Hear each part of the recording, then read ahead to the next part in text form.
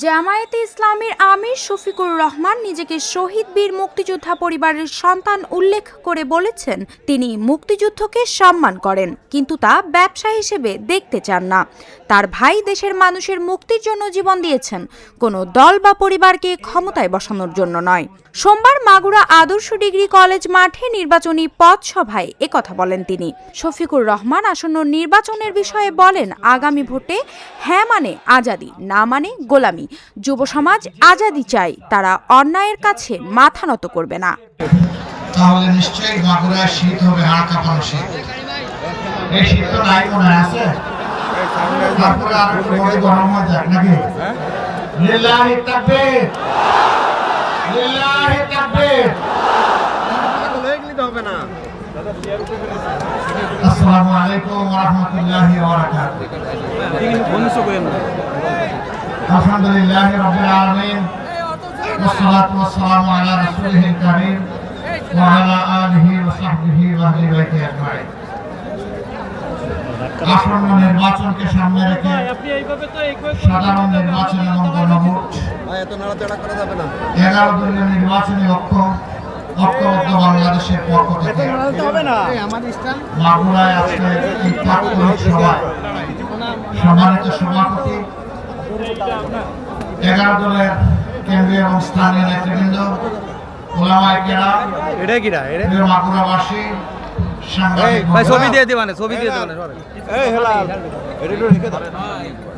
আজকের এই সভাটা অনেকটা অনির্ধারিত। সভা থেকে মনে হচ্ছে না যে এটা অনির্ধারিত জনসভা, দেখে মনে হচ্ছে কানে কানে ভালোবাসা আপনাদেরকে মোবারকবাদ। এই ভালোবাসা কার জন্য? মহান আল্লাহ তাআলার জন্য। হে আল্লাহ, তুমি আমাদের এই ভালোবাসাকে আমাদের এই জমিনের মানুষগুলোর জন্য কবুল করো। প্রিয় ভাই ও বোনেরা, রাষ্ট্র বিচ্ছিন্ন হয়েছে, যেতে হবে আরো দূরে, এবং আমাদের সফর চলছে তারা। আপনারাও এসেছেন, দু একটা কথা বলেই আমরা বিদায় নেব ইনশাআল্লাহ। আমরা দুটি ভোট দেব ইনশাআল্লাহ আগামী 12 তারিখ। ভোট দিবেন তো সবাই? ভোটের কেন্দ্রে আমাদেরকে সকাল সকালই যেতে হবে ইনশাআল্লাহ। কোন ছিল এসে ছু মেরে কারো ভোট যাতে নিয়ে যেতে না পারে, চোখ দুইটা সজাগ রাখতে হবে। পারবেন ইনশাআল্লাহ। 2 নম্বর, আমরা 54টি বছর দুঃখে দুঃখে জাতি বড় কষ্ট করেছি। বিশেষ করে 15.5 বছর এই জাতির উপর একটা ফ্যাসিস্ট শাসন এই জাতিকে খাবলে খামছে শেষ করে দিয়েছে। আমাদের অর্থনীতি শেষ, আমাদের বিচার বিভাগ শেষ, আমাদের সব সাংবিধানিক প্রতিষ্ঠান শেষ, ব্যাংক, বিমা, কর্পোরেশন সেক্টর, ইন্ডাস্ট্রি সবগুলোকে বসিয়ে দেওয়া হয়েছে। লুট তরাজ করে দেশের টাকা বিদেশে পাচার করা হয়েছে।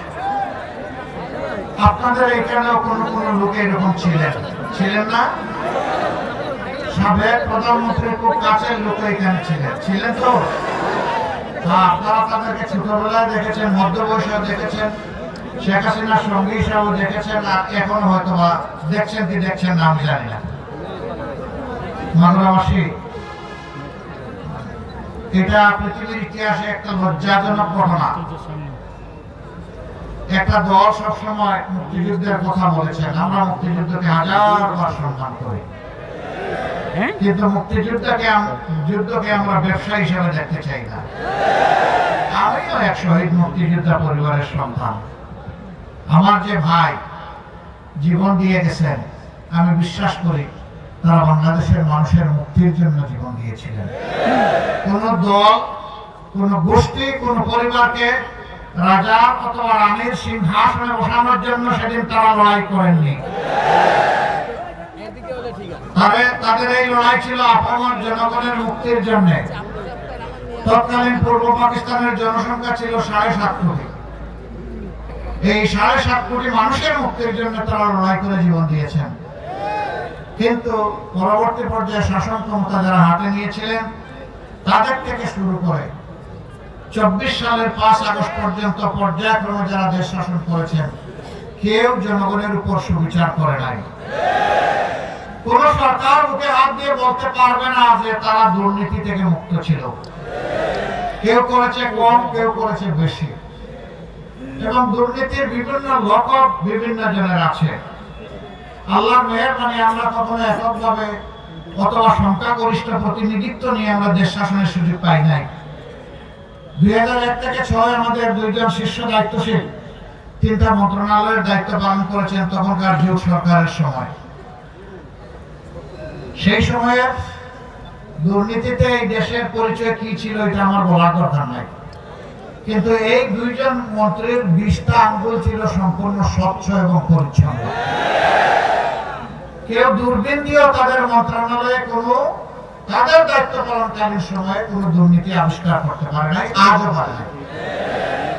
ইনশাআল্লাহ ওই মানুষগুলো নিজ হাতে যে মানুষগুলো গড়ে গিয়েছেন তারা দুনিয়া থেকে বিদায় নিয়েছেন, আল্লাহর কাছে তারা নিশ্চয়ই ন্যায় বিচার পাবেন।